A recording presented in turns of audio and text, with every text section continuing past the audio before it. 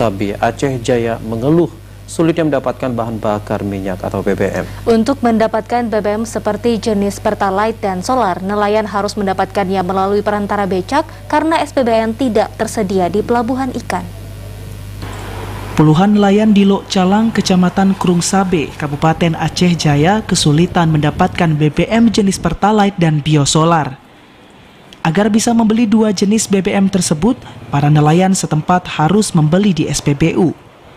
Hal itu dikarenakan tidak tersedianya stasiun pengisian bahan bakar untuk nelayan atau SPBN di lokasi pelabuhan.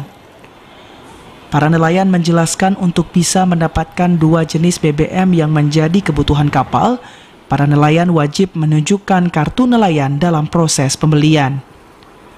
Salah seorang nelayan sekaligus pengangkut BBM nelayan Zulfikar mengungkapkan, banyak nelayan di Lok Calang kesulitan mendapatkan bahan bakar minyak BBM jenis Solar dan Pertalite disebabkan keterbatasan stok.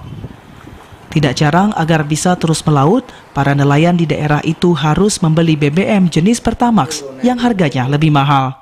Sekarang ini masih pakai Pertalite, ada juga yang pertama, tapi kalau Pertalite harus bikin suara, tapi bayar juga kalau bikin suara ini kan harus ada nelayan. Gitu.